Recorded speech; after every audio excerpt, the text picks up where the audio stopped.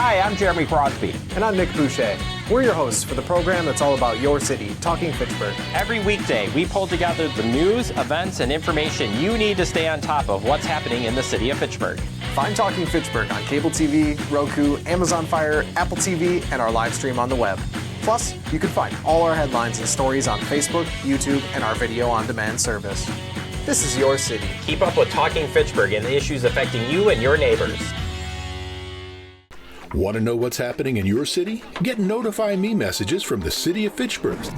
Visit fitchburgwi.gov on your computer or mobile device and select the big Notify Me button on the left. Enter your email and/or phone number, whichever is best for you to get notifications. Scroll down the list and select all the topics you're interested in to receive email or text messages about. You'll be notified every time one of your topics is updated. Sign up for Notify Me, one more way to keep up with your Fitchburg government.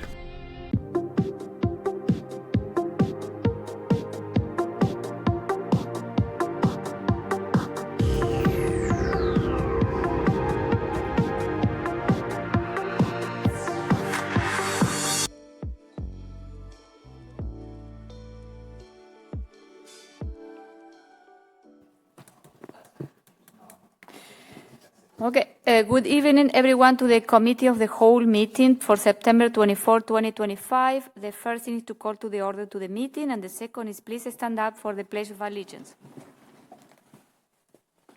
I pledge allegiance to the flag of the United States of America, to the republic for which it stands, one nation, under God, indivisible, with liberty and justice for all. You should make. Okay. So next is roll call, please. Good evening, all. Mayor Arata Frada. Here. Alder Dantzler Jr. Here. Alder Gerhardt. Here. Alder Herbst. Alder Jetzer. Here. Alder Laduse. Here. Alder Maldonado. Here. Alder Reichstead. Here. Alder Vaffadari is absent with excuse. You have a quorum. Thank you. So next I need someone to move to the approval of the minutes. I'll move approval. Second. Okay, any question, comment? Here none. All those in favor of approving the August 27 Committee of the Whole meeting, say aye. Aye. Aye. Any opposed? The motion carries. What is that sound? Oh, okay. So next we move to public appearances for non-agenda items. We don't have anyone on the chambers, online, so we move on. And then we move to item 6, is agenda items, and the first thing is the result of the Redevelopment Resources Housing Survey. We have with us tonight our housing consultant, Kristen Fish-Peterson. Welcome, and Dina Sarver. Welcome. So, it's all yours. Thank you very much. We're happy to be here tonight to present the results of the survey that we did. I believe we had a very successful and robust response to the survey. So tonight we'll just share a little bit, not only about the survey, but the public input gathering that we did overall, all the components of public input that we gathered. And then we'll share, including the survey results, and then at the end we'll share a timeline to completion for the study. So in total, I conducted approximately 30 interviews along with some participation from Dana and Lorene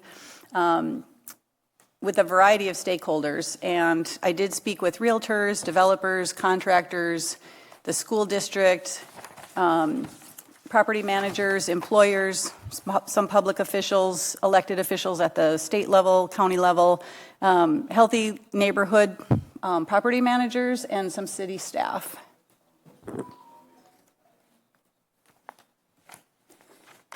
Postcards were printed in English and Spanish and distributed at events to attendees to encourage participation in the survey. They were also handed out at businesses and to residential property managers. Postcards were also sent to neighborhood associations and handed out at each event that we attended. We participated in an interview on FACTv. Lorene and I were interviewed early on in the process. And there were articles in the Fitchburg Star.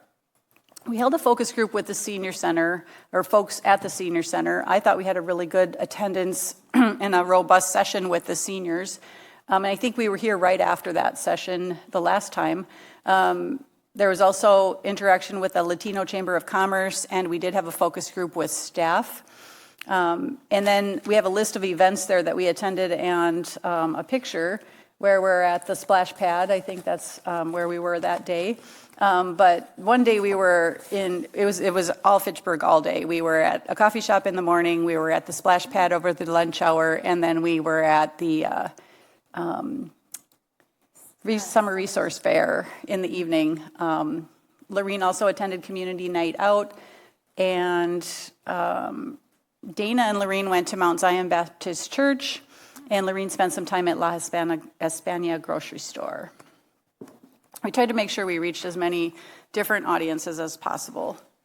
So survey questions were reviewed and revised by city staff and the mayor. And so we had the survey quite vetted before it went out. But it was sent out via social media and links on the city's website and other places, and I thought very well publicized. We wanted to kind of gauge the political feasibility of potential housing recommendations, but the survey is not the only data that we'll be using to form our recommendations. We're also gathering a significant amount of secondary data from other sources. This is just one source of data to get a sense of where the community is at on certain topics. So we had 675 total responses. That was I thought it was an incredible result. We've never conducted a survey with more responses, have we, Dana? No. It was a statistically significant non-randomized population sample. 500 of the respondents were residents, 166 were non-residents, and 9 chose not to tell us if they were residents or not. Of the residents, we asked them what school district they lived in, and that's shown there. 43% were in the Madison School District, 28% in the Oregon School District, and 26.6% in the Verona School District. Continuing on with the resident profile, 361 of the respondents do not work in Fitchburg, but they live here. So 138 live and work in Fitchburg. And the length of residency was very well balanced, I thought, across all categories. You had a significant number of people that were here just 1 to 5 years, as well as more than 20 years. So I thought the response was well balanced by their length of residency. Kristen? Yes. Do you have a breakout for the people who said that they live in Fitchburg but don't work in Fitchburg? How many of them work versus how many are retired? I mean, there's 2 main reasons why somebody doesn't work in Fitchburg. They work elsewhere or they don't work at all. We're going to get to the age spread in a little bit, and I don't know if we can tell exactly how that correlates to their work or not work. Correct. We didn't have retirement as an option in the survey responses, but then some would say, well, I used to work here, like in the comments, or like especially like on the hard copies that we would get. But yeah, then we did ask age distribution later on, so we'll go back to that. We'll look at that when we get to that question. And yes, please interrupt us or stop us along the way if you have a question. Continuing on with the resident profile, by gender, we have more females than males. And then by income level, we have a significant number of people earning $150,000 or more. But then the second highest response rate was preferred not to answer. So we don't know where those folks fell in the income spectrum. Here we look at housing tenure by age cohort. So ages are across the top, and whether they own with or without a mortgage, where they live with friends or a family member that own or rent their dwelling, or whether they rent their dwelling is shown on this screen. So majority of the respondents own with or without a mortgage, so they're living in an owner-occupied residential unit. 77 respondents are renting. We tried really hard to get more renter response. It's just really not easy to do that. We had QR codes on posters in apartment building lobbies. We asked property managers to encourage their residents to respond to the survey. Lorene made specific outreaches, and I spoke to a couple property managers as well. So, to have a statistically significant number with a confidence level of 90% and a margin of error of 10%, we needed 68. So I was really happy with the 77. I felt like we made it. This is why we call her the data geek. So then we asked how much they pay for their rent or their mortgage, and the most significant number was $2,000 or more, and then second most popular answer was they preferred not to tell us. So, and then $1,500 to $1,999 was the third most heavy response. So then you have a significant number under 500, and we don't know if that's subsidized, we don't know if it's Section 8, we don't know if it's because they don't have a mortgage or a payment at all. Yes? I know this might be hard to gauge depending on how the question was asked, but I'm wondering what it looks like if somebody's like sharing the rent with a roommate or something like that, if it's like they're listing that that's their individual rent or that's the total rent for the roommates. Right, yeah, it would be hard to gauge that. We didn't ask them. I think the question was For your household. for your household, so we're hoping they added it together. Okay, got it. Thank you. Thank you for the question. We had that one earlier this week too. Was there with this one, like, was there a question that we maybe get into where you kind of correlated this, maybe like a correlation coefficient between the pricing and household size? We didn't ask for household You didn't size. ask? Okay. No. We do get a household size number from the secondary data for average household size. We didn't ask it on this survey though. Gotcha. So this question asks, which of the following issues are in most need of attention in your neighborhood? These were the responses that were listed, and then there is an other category, as you can see there, that had a significant number of responses, and those will be summarized on the next slide, but I'll go back. Is this the other? This is the other. This is the other. Okay, so first spend a minute here. Of the responses that they could choose from, the most number of people picked streets need repair, and then pedestrian and bike infrastructure was in need of attention. Traffic, and then crime and other public safety concerns. When it comes to other, most people love their neighborhood, so there are no issues for the people who didn't make a choice. Yes? Were they allowed to select more than one option, I assume, for this question? I believe so, but that is yes, choose all that apply. I don't want to rush through this, so if anybody wants to spend more time on this slide, let me know.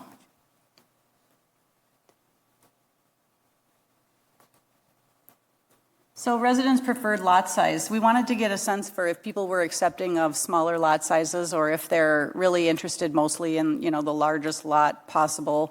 And it seems like people are okay with medium-sized lots, but also somewhat larger lots and smaller lots. So I think, the much larger lots weren't popular, and then maybe people don't think about it that way, but medium lots is progress, I think. We're, when we talk about housing, missing middle housing, we talk about more density, and the lots just naturally get smaller. With the cost of land, when you're trying to make housing more affordable, the lots get smaller. So it was just a gauge to see how people felt about lot size. When you asked this question on the survey, next to each answer that they could pick, was there like a description of like what the size was, like in terms of square feet and all of that on there? Yeah, I was just going to say that. So for the sake of space on this slide, I didn't include that. But yeah, so smaller lots were 3,000 to 8,000 square feet. Medium lots were 8,000 square feet to a third of an acre. Somewhat larger lots were a half an acre to an acre. Much larger lots were an acre or more. And I did want to say on the chart to the right, there were 307 open-ended responses as to the reasons why they chose what they chose. So that was pretty cool. So that chart to the right does talk about why they chose the size lot that they did. People want space for privacy and for gardening. If I suppose that was to justify a larger lot size, but then kind of an equal balance between less density, more density, and affordability. So it's an education process for residents to understand what that means. The next question is, what are the most important housing priorities for Fitchburg? And they could pick up to 3. This slide lists the responses or the options that they had in the survey. And then again, we had a significant number of other responses, but the most important housing priorities are available housing units, first-time home buyer support, and affordable rental units. We see available housing units and affordable rental units a lot in every community that we do public input gathering in. We were just in the city of Milton, and we had the exact same tied responses between available and affordable housing units. But this is affordable rental units. So, but then that first-time homebuyer support is also important when people are thinking about getting into a house and out of an apartment or a rental situation. Senior housing and smaller homes also answered significant number of times. And then in the other category, looks like important housing priorities include taxes, regulation, and fees, and this was written in, so these weren't options for them to pick. This was responses that people actually took the time to type into the survey. Affordable single family, and then maybe they just weren't sure. Any questions on this slide? Not related to this slide, but I know earlier you listed demographics. Do you have demographics by race and by ethnicity? Our secondary data does, but we didn't ask that in the survey because there was concern that would potentially limit who chose to participate in the survey.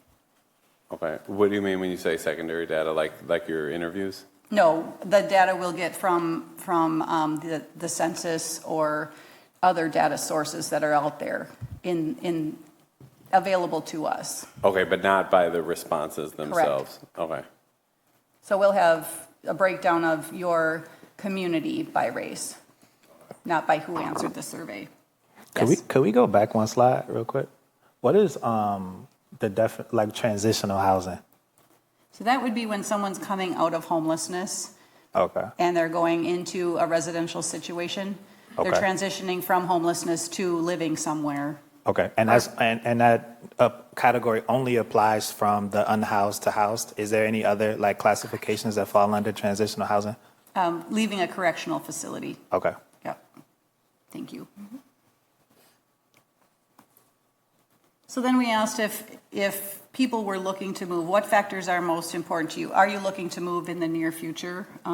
What factors would be most important to you? And they could pick up to 3. So location, price, and size, safety. And Dana used blue for residents and green, I think, for non-residents. The dark blues. Yep. And then the light blue is they didn't identify whether they are a resident or a non-resident. Challenges to finding and keeping housing. They were to check all that applied. Again, we have blue. Is it green for residents this time and blue for non-residents? Yeah, sorry. So challenges to finding and keeping housing included that the prices were too high. And then availability for homes or apartments was next, and hard to save for down payment or security deposit. And then the condition of available homes. One of the things we look for are opportunities to see what's the condition of existing homes. And we will be really digging into that with our recommendations when we get to that phase soon. Then the other category that goes along with that question, taxes, or they didn't have a challenge. They love their neighborhood. Yeah, many people love where they live. So what kind of housing would better meet your needs? This question was asked, and residents say a ranch-style home, one level. I heard that in my interviews. I think I mentioned that the last time we were here, that single-level living, so people don't have to deal with stairs. They can age in place. That's really important to people. Two-story homes, second most important, single-family. And then condo or townhome style. Senior-friendly or accessible housing, and smaller home for downsizing. Kind of were the top responses there. But that ranch-style home on one level is what is in demand right now. And what kind of housing would better meet your needs? These were the other responses. Certainly, most people aren't, they're happy and they're not looking to move if one of those other options wasn't applicable to them. And then senior housing or larger lot homes. That is it for, we didn't have the age. Did we have the age slide in here? We didn't. Nope. We did ask the age question, we just didn't include it in this presentation. But we are on track with our work to date. In October, we'll be working on existing conditions, trends, and projections, that really putting the meat into the report, talking about housing availability, affordability, and accessibility, looking at market projections and gap analysis, and all the categories there. We're going to be meeting with staff next week or the week after to really dig into existing programs and what's available in the city now, so we can understand where there might be gaps in services and programs and policies, looking at zoning, all of that kind of stuff. The age one we had was... Kristen or Dana, while you had conversations with people, were there any things that stuck, kind of came out of those conversations that you had? One thing that, I did hear from some realtors that ranch-style home was something they could sell. If they had the inventory, it would sell easily and quickly. Other things we heard were there was just not an availability of land. The availability of land is scarce, or there's a low inventory of available land for development. Fees, that we did hear from developers that fees were high. And taxes are high. We heard that quite a bit. The Healthy Neighborhoods groups, surprisingly, did not emphasize necessarily the affordability of housing, but just the tight-knit community that they had and how they are often overlooked. And so, they just wanted green space for their kids to play at and they depend upon each other for things like childcare. So they still want to maintain that sense of community no matter where it is that they live. At the Summer Resource Fair, I got to talk to a little boy at our table, and he was so super cute. I was like, do you want to live in an apartment when you're big, or do you want to have a big house? And he's like, I want to live in an apartment with my friends. And I thought that was so sweet, because it was really getting back to that sense of community. And I was like, well, what do you and your friends do? And do you feel safe while you're doing it? And he's like, well, I have a cell phone. I was like, okay. He's 6. He was adorable. Kristen and I both at the senior meeting also had folks come up to us later, and pull us aside as individuals and say, we're on the brink of homelessness.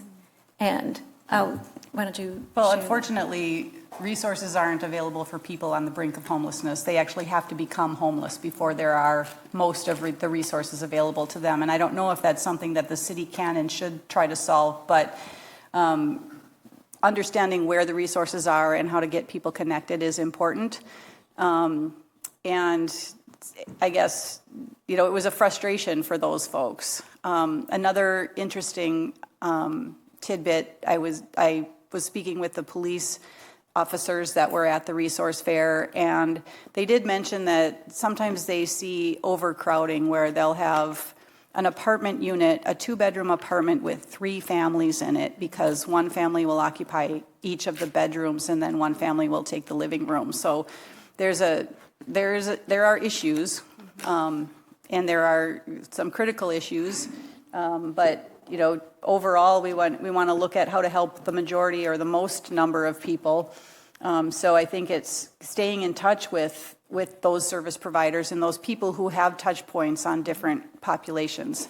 When I spoke with property managers in the healthy neighborhoods, what's been most successful for them, or where they've had their most amount of success, is in creating that community. But as a property manager, they find themselves really helping people feel a sense of responsibility for their property.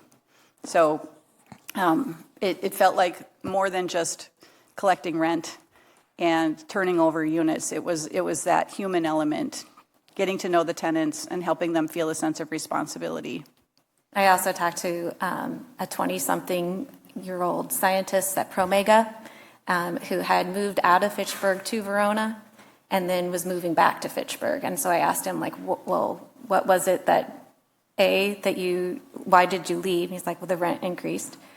And so he moved to Verona, and then he was driving back and forth to a frequent destination, and he saw an apartment that was available, and he was able to get in right away. So I was like, well, that's sweet.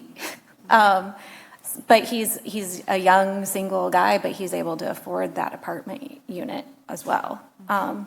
Conversely, I talked to a senior who has a condo, and we both had these conversations where condo HOA fees are daunting to somebody who has a fixed income, and those expenses pile up, and then what do you do? We also, I was impressed at the senior roundtable, or the focus group that we had every income category there. We had people who were some on the brink of homelessness, but others were looking to just transition from their single family home into something with less maintenance, but not at a lower income price point. So you have housing demand in every price point in every category. It's not just affordable housing. It's not just missing middle housing or workforce housing. But when we create our demand table in the final report, we will distribute the demand across those categories appropriately for your community. So we really get detailed and granular about how we make those recommendations in the demand table.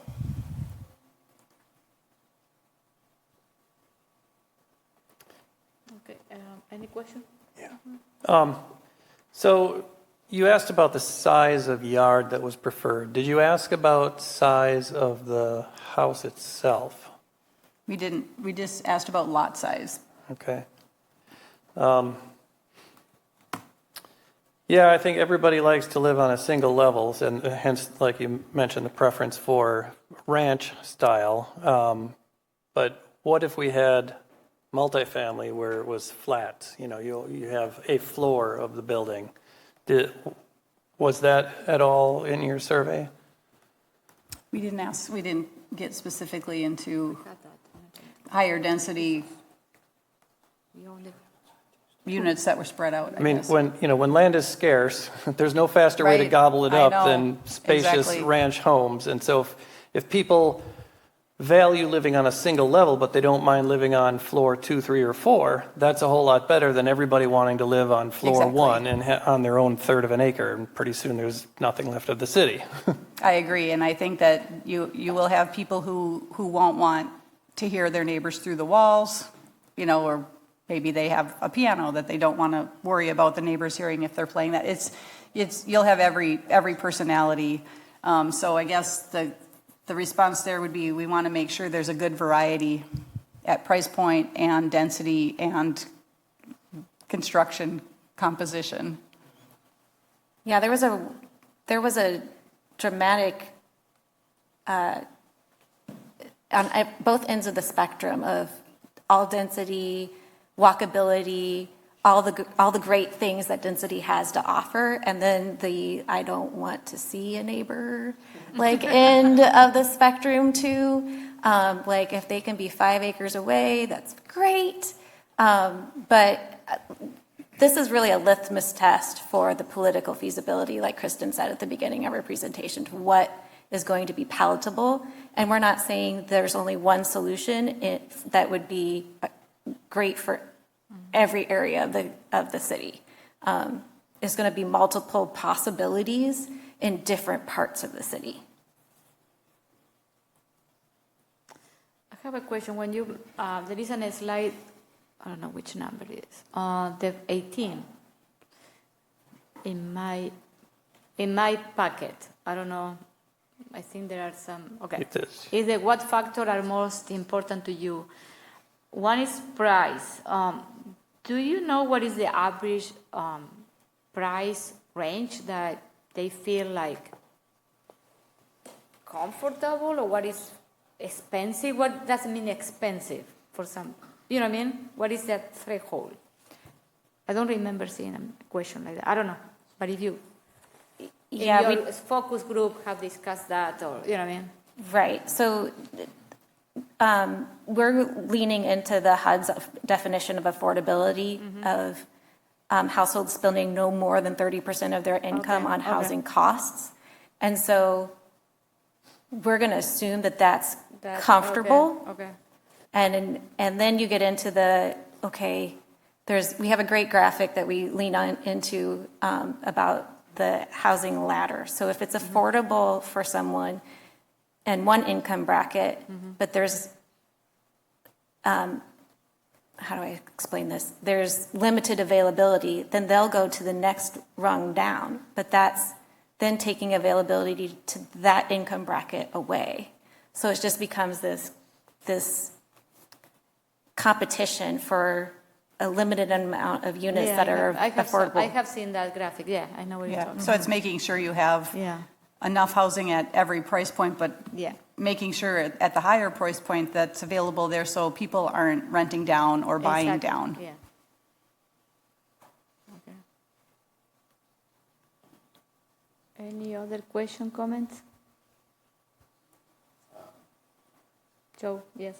Yeah, just more of a comment. I just want to share my appreciation for Lorraine. She approached me about being in the H&I neighborhoods and asked for recommendations. And every time I went to some sort of event, she was there with the table. So just kind of speaks to the diligence of our staff for making sure to get the word out and being in places that would make the input that we receive inclusive of our entire community. So thank you.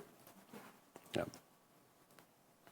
Okay, so what is next for you is, you mentioned here in the last slide, is we are in October, isn't it? Soon? Okay, yes, okay, I get it, okay. So we're going into the production phase where we're really writing. We're going to be writing a lot now. We're writing each chapter out. We'll be meeting with staff to figure out opportunities for recommendations, where we can make a difference, where we can recommend that the city should take action based on what you have available to you now, and then what we think you should do based on the data that we gathered from your community as well as from the secondary sources. And so we'll be crafting our recommendations over the next couple months and being back here December, January. Probably committees in December and council in January. I have another question. In your recommendation, will you include, for me, I always look at how many permits, monthly permits for the city, because I like to see how many units, single family, we are building per year, per month, compared to apartments. And I have an spreadsheet that is not perfect, that I keep track.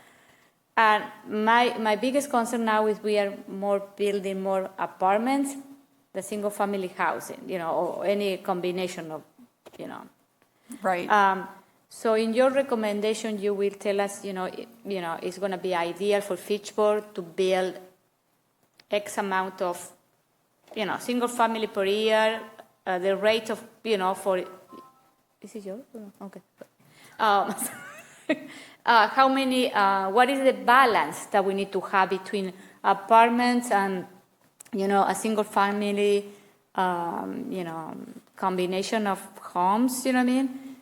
Are you going to provide that? Yes. Okay. Yes, our demand chart is pretty complex. Okay. We will show you how we comprised it, Yeah. what factors went into determining the demand, and then how we distributed the demand between rental and ownership options, and then by either workforce affordable and market rate. Yeah. And so we do try to get pretty granular, and we sometimes offer a minimum and a maximum or a low and a high range, but... Yeah, because I have been asked for, when I go to other events and we talk about housing, how many, what is the goal for Fitchburg in category? Senior housing, Yes. okay? What is your goal in workforce housing? And this is two numbers that I don't know you guys, but I would like to track, more granular. You know what I mean? How many units we are affordable housing or regular housing, market rate housing for seniors, you know, for the two bucket. And then workforce, because I think we need to build more in that range, workforce, for seniors and for, And I would like to, this is a number that I don't have in mind right now, and I would like to know what is our target. Yes, and we'll make sure that we take into account all the permits you have in process at the current time. So we know what's in production and where we can go. And the other thing is will be, I don't know how our the inspector, when they keep track with the permits, is in those permits, is they go granular to determine this is a workforce housing, this is a senior affordable housing.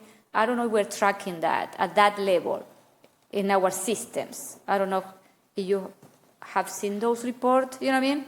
It will be also, because if we can print those reports from our system, every month with all more granular data, I would love that too. I think we can look at the price point and try to put it in a bucket based on what we know is happening in the market and who can afford a certain price point. And the advertising stuff mentions like age restricted, so that's, and the services that they add, that'll tell you whether it's a senior housing or not. Right.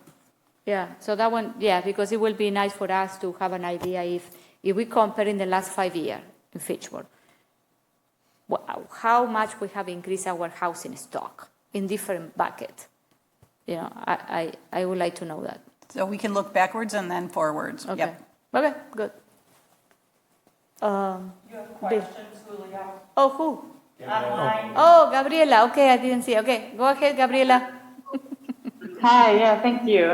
Sorry I couldn't be there tonight, but curious, thank you so much for the presentation and the great data. I am curious about, as you move into the writing phase, what is the balance between your other sources of information with the community survey? Obviously, the community input in the context of the community is so important to this report, but there's also so much data out there and research about what works in housing, case studies from other communities that are similar in nature that have successfully improved the affordability of housing or just the quantity of housing.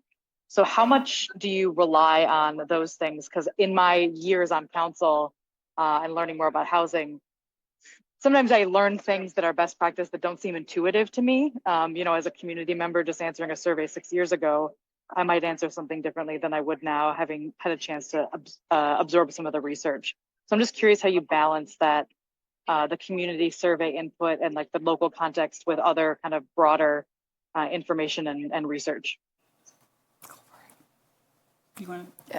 You're asking me to answer that? Okay. Well, I think that the data answers different questions. So we're going to get answers from the secondary data that we wouldn't get from the survey. And I think we also will get information we got information from a local realtor. So we have data, secondary data that's real-time Fitchburg data, not just coming from the census, because that sometimes is lagging a bit in time. We might have 2024 or 2023 data in the census. So there's a balance. And I think sometimes the questions that we can answer or what we can infer from the data, every piece of data answers a different question. So I think it'll be well balanced. We do look at best practices, but we don't take them completely from other places and apply them to Fitchburg without customizing them for you, because you're a different community than that community, and we would never just slap a best practice into our housing study for Fitchburg without customizing it based on what we know about you and that we've learned from the data. Yeah, I think the survey data informs like, okay, yeah, this was best practice in South Bend, but based on the responses that we got from the survey, that's going to be a tough sell. So how can we, frame it in a way that would be easier to digest? Yep. Okay, any other question? Oh, Logan, okay, go ahead. I don't see them. All right.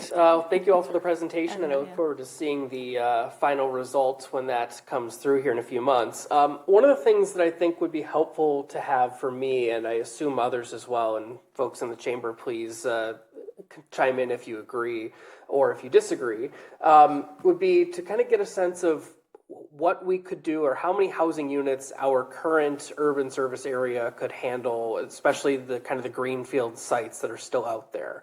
I look back even just last night at the conversation we had as we were discussing the 2 neighborhood plans that we approved 24 hours ago.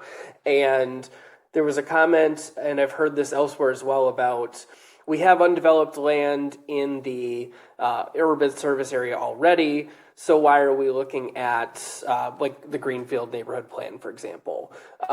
As we look at some of the projections and see how availability is such an important factor of this, I think it would be helpful to provide some kind of guidance that says, if we want to meet the projections based on the population projections and meet our needs here, do we have to expand the urban service area to even get close to that? I think it would be helpful to have some guidance on and some kind of level setting for folks and say, if the majority of folks want these ranch style homes on 1/3 of an acre lots, how many do we have to build and how much land does that take up? And could we accommodate that with our current urban service area, our current neighborhood plans, et cetera? Or what does that look like? If we have to build 20,000 of them in the next 20 years to match up with some of the population projections, how many more hundreds or thousands of acres would be developed so that we can kind of share that with the community and say, these are the decisions that we have to weigh. And when you're making your housing decisions and we want to prioritize land preservation and farmland preservation and green space, something has to give and kind of provide that additional context to folks. That's a great point, and yes, we will take that into account. We just made a presentation in community last night where Dana calculated this community is completely landlocked. They can't add any property by annexation at all. And so she calculated how many housing units they could add to their community over time based on the land that they have available to them, and considering some extra density in existing neighborhoods. So, there's a way, there's a method to that. We also will be talking to your utilities and your other services to make sure that what you have, the capacity you have, can support that. And the other thing is, because I heard those comments too, is yes, we have some infill land, but some of those parcels are small, so it doesn't make sense for any developer to come and build 1 or 2 homes. You know what I mean? So that one is the other thing. I don't know if this one, what is the exactly size to build a subdivision? You need to build a large, parcel. And what I see in infill, most of the piece of land that they are small lots. You know what I mean? I don't, so that one could be another issue that, yes, there are plenty of land infill, but are those lots buildable? You know what I mean? I get excited about thinking how we could create a program to incentivize small contractors and small developers to build lots infill, and create a special program to encourage that, because the infrastructure is already there. It doesn't cost anything extra for the city to do that, and it's the most efficient use of your land. No, I know. I think there are ways to approach every problem. Yeah, because sometimes you have developers that they want to build this big subdivision and then, or apartments, but they are not interested in, the small lot. But there might be a mom and pop or a budding entrepreneur that wants to start one house at a time, but then to get their ball rolling, they could, have a list of 6 or 8 that they or maybe if the city have some incentive, too. Exactly. Yeah. Okay. Any other comments? Bill. Yeah, so I guess what is the universe of housing types that you're going to be looking at? For instance, I mean, you had mentioned earlier about how sometimes the police notice there's 3 families in a 2-bedroom apartment. Are you looking at like cooperative housing at all? We will look at every model that you're open to supporting. Okay. And we're going to look at your zoning code to make sure approve that supports it. Yes. Pardon? Yeah. It's allowed in Fitchburg now. Okay, to good. have, yeah. That's the kind of thing we're meeting with staff to figure out what's allowed, where, what are our rules, and where can we go? So we'll be making recommendations, not just about the demand chart and how to encourage development, but we'll be looking at programs and policies too. I was just thinking, if we have small lots in our urban service area that larger developers don't want to bother with because it's not large enough scale, that seems like a place that would be ripe for cooperative housing. You put up a single building that's maybe 3 stories or whatever, as 10 bedrooms, I don't know. Sure. But it's something that a small-time developer might be interested in, and a group of people would be interested in going in together. Right. Yep. I also heard in Texas they are doing something kind of like a new, this co-op housing, but also they're mixing, senior with young professional or college student. I don't know, but I read that an article and I say, oh, this sounds interesting, Semi-assisted living?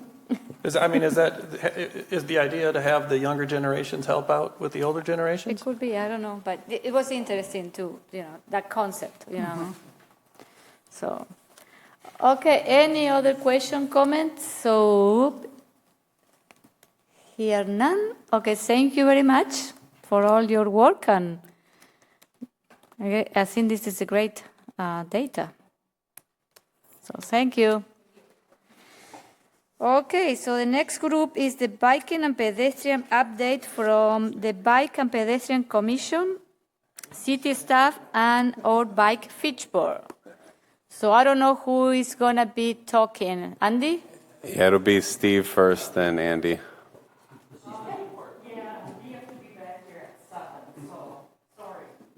It's already 20 after 7. You're here. In the morning. Oh, the other 7. Okay, so. I'll stay up here. I was wondering. You're going to be part of the. Yeah. You need to go there. Yeah. All right.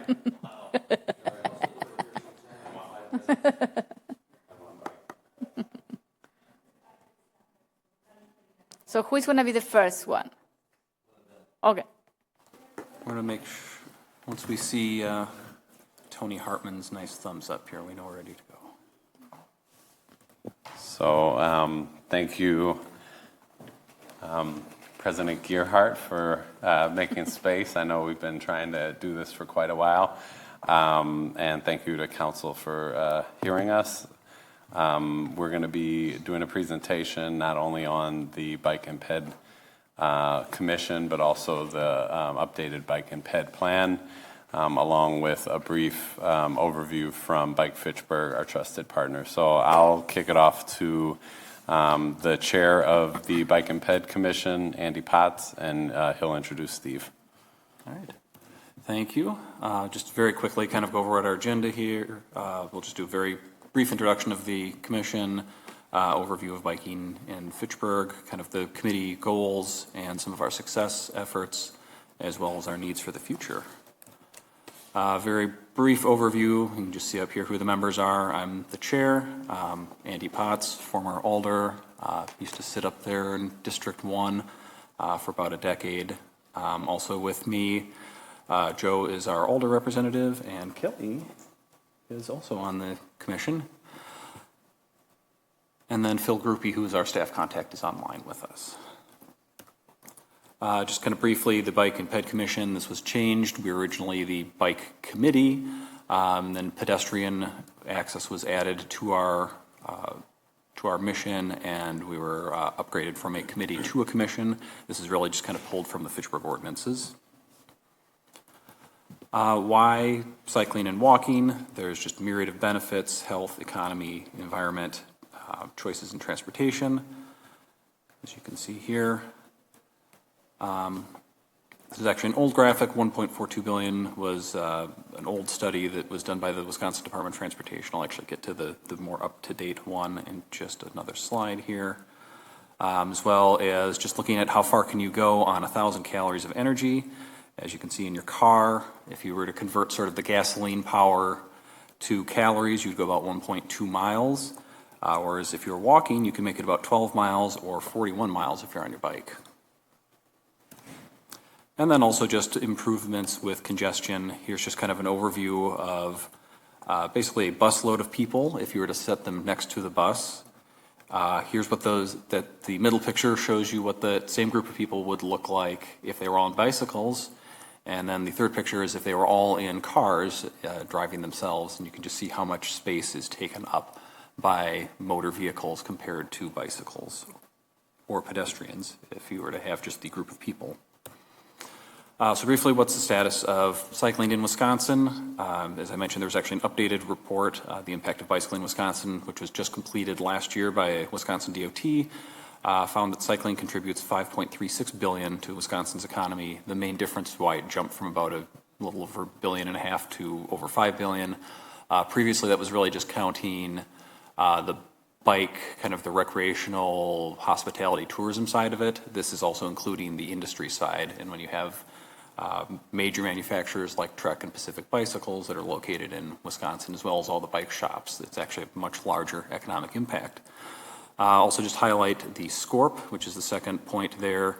So this is a comprehensive plan that the Wisconsin DNR does, and found that bicycling is one of the top 10 favorite outdoor activities for people in Wisconsin. Nearly half of people reported biking at least once in the last year, and about a third of people consistently engage in bicycling, which would note is actually more than people who hunt or people who use motorized trail-based activities. So it'd be like snowmobiling, ATVing, off highway motorcycles. As noted, some large manufacturers in Wisconsin and a lot of activities. And then similar, the status of walking and hiking. SCORP, again by the DNR, found that walking and hiking is the #1 activity, outdoor activity for people in Wisconsin. 70% of people report walking or hiking on a trail at least once in the past year. And more people report walking or hiking than all of hunting and fishing activities combined. The status of cycling in Fitchburg. We're home to several bike organizations such as Bike Fitchburg and Ceres. We're currently a silver bike-friendly community. We're one of 8 that are at silver or above. We also have the most bike-friendly businesses of any community, not only in the state of Wisconsin, but actually in the entire Midwest, and we're #5 in the nation. Have 96 miles of bike and shared use paths, as well as a number of destinations such as the Seminole Trails, Quarry Ridge, and Ceres Trails. Briefly, again, status of cycling in Fitchburg. So this is a map that's pulled from a service called Strava. So it's a subscriber-based system, but allows people to track their bike rides. And so this is just pulling a heat map of Fitchburg. And just you can notice a few things on here. I think you can very clearly see some of the state trails. Where I'm highlighting right now is the that's the Military Ridge Trail, which then becomes the Cannonball Trail. We have the Capital City Trail, which runs along here, and then the Badger State Trail here. But then you can also notice some of the streets like Seminole Highway, where I've got my cursor. Lacey Road is another large area that gets a lot of activity. And actually, if you notice places like Whalen Road, which I guess if anyone lives along there, it would not be really a surprise about how much activity Whalen Road gets. Also note you can actually clearly see our mountain bike parks. There's Quarry Ridge, there's Ceres Trails, and there's Seminole. One other thing I'll point out, just briefly, just so you can see kind of what happens, activity that happens at the council level. Back in 2021, when we last presented from the bike committee, I had this very similar map up, and this section here on Lacey Road, right now it's kind of a purplish color, meaning there's fairly high activity. In 2021, that was basically no activity, because that was just a dangerous road and people didn't bike on it. And there was heavy activity on Lacey Road right up until Seminole Highway and the Badger State Trail, and then it all diverted. And since that's been rebuilt with bike lanes and with a multi-use path, I think now you can see there's actually a fairly high usage of people on that trail system. Next, status of walking. This is another Strava map, but this is just looking at pedestrian activity. I did kind of zoom a little closer into the urban service area.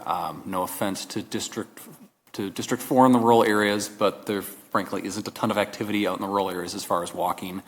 But another thing you notice, the activity really switches from being primarily on those state trails to really being on suburban streets. And that's where people are just walking in their neighborhoods. And that seems to be some of the highest activity that we see. Just a quote from Angela Kinderman. One thing she would like to invite everyone to the Bike the Berg wrap-up party. I'm guessing you've all probably gotten that invite. If not, we'll make sure you do get it. But really, they've been our committed partner throughout this process, along with Bike Fitchburg, in helping to make biking and walking safer and more accessible in Fitchburg. Just very briefly, looking at our priorities as the Commission, we want to increase ridership and enjoyment of cycling and walking in Fitchburg. That includes expanding access to the network. It includes outreach and education, as well as new programs and partnerships, and identifying barriers and seeking to remove them. Also improving cycling pedestrian safety, and then partnering with surrounding communities as well as local national nonprofits like Bike Fitchburg. We'll hear from Steve momentarily to accomplish the above. So I did just want to kind of briefly go over our efforts and successes. So as I mentioned, we were here in 2021. It was myself and then Chair Mark Hamilton were here. And we had this big bulleted list of here are the things we want to do in the next couple of years. And so I thought it would probably be helpful just to come back and say, what did we actually do? So one of our first goals was to begin planning for a bike share pilot program. Happy to announce beginning in 2023, B-Cycle was launched in Fitchburg. I think it really hats off to Mark Hamilton, to Angela Kinderman, to Steve, and to Phil for really helping guide that entire process and making sure that it happened. I think without them, the B-Cycle program never really would have gotten launched. Also, a thank you to the Wisconsin Department of Transportation, who gave us a very large grant to help us pay for the installation of a lot of those stations, especially in neighborhoods where we might not otherwise be able to find community sponsors to help with those. Our other goal was enhanced bike data collection. So we have purchased and deployed 7 Trafex infrared counters. And so those are, as well as 1 Telram multimodal counter, which I believe is down here by the library. And so those are taking counts of people as they go by. So actually, if you look at the bottom graph here, that is actually data that was pulled from the Trafex counter. So previously, all we had to go on as far as the number of people biking in or walking in Fitchburg was looking at census data. And really all we get is there's a question on the census that says, do you bike to work? And based on that, it was determined that about 0.5% of people in Fitchburg bike, which would be about 1,800 people, which I think we can all say that's probably not true. It's significantly more than that. And then I think when you look at some of these monthly totals, I mean, some of these counters are picking up 12,000, 15,000 people a month going by them. And I noticed folks squinting their eyes. Do we have a version of this that's a little bit bigger? I'll be sure you get this afterwards, so you don't have to squint to see it. But when is the last month that you took data from? We're actually going to go out tomorrow to collect data. Okay. I would defer to Phil when the last one he collected was. But the one that you have here from? This, I believe, is from the last time I actually had a graphic like this. I believe this is 2023 data. That was the first one I was able to find that actually had the nice graph on it. Okay. How often do you collect data from those sensors? I guess Phil, if you. Yeah, so haven't been able to get out yet. This year I've been in and out a lot with FMLA. Would like to get back to, I think, for the first 2 years that we had these counters out, 1.5 years, 2 years, I was collecting every 3 or 4 months. The primary goal at that point was including this ridership data in our next bike-friendly communities application. So we did that.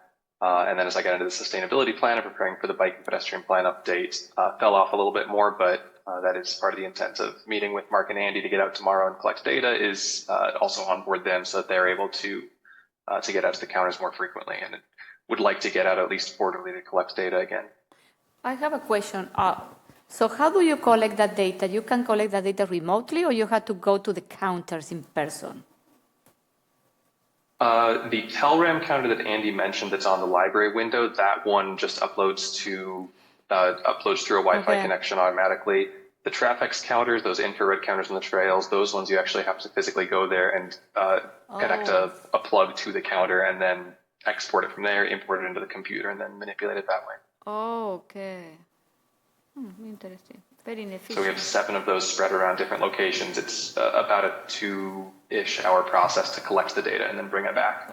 And just for a little historical context, we, as a bike committee, looked at options for different counters, and like those really nice ones that you see in Madison off of John Nolan Drive or on those are way more expensive, so we kind of had to make decisions based on what was cost effective. So what do you mean more way?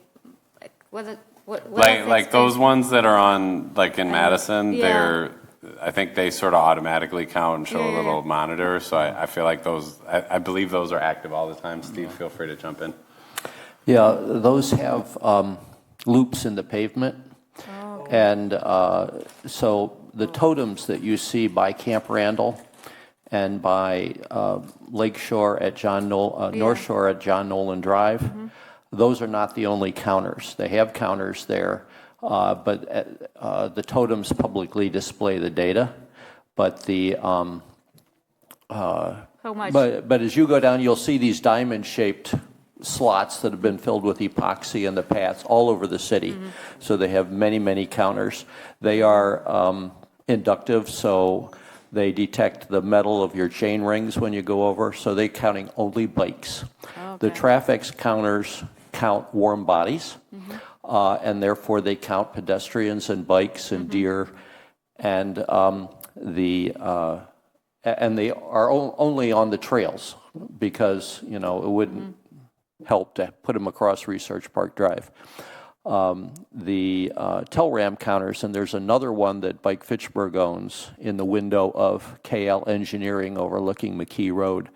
They use an onboard AI chip and a low-resolution camera to protect privacy while figuring out modes so they can distinguish a scooter from a motorcycle and a bike, and that they upload using their own LTE cellular account.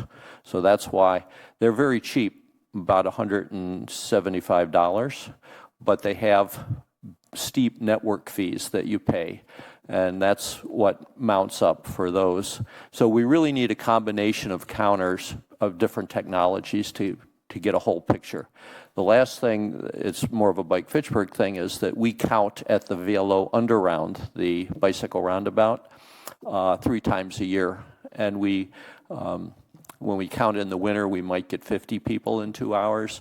And when we count on a beautiful day in June or April, we'll get 250. So that gives us some longitudinal data.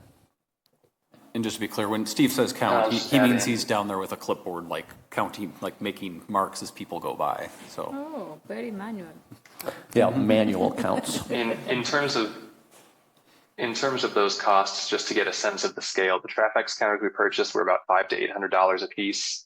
Yeah, Steve did mention the TELRAM counter was under $200 and then has a $200 or $300 a year connection fee per counter. If you were to get those loops that are embedded in the pavement, those are usually, I think, more in the $2,000 to $5,000 each range. My numbers might be off there. That's my memory from a couple years ago of research. And then the more robust ones that have the physical counter that gives a little bit more of a public-facing data count, those are running more $10,000 to $20,000 for that whole setup. So that was why we elected to go with the Trafex at the time. We had $5,000 available, and with that we could get 7 counters where, you know, it would have been 1 or maybe 2 of a different type. Thank you. Another goal was to continue to look to implement the recommendations from our 2017 Bike and Ped plan. And you'll actually hear momentarily our update for the 2025 Bike and Ped plan. So that is another success, I believe.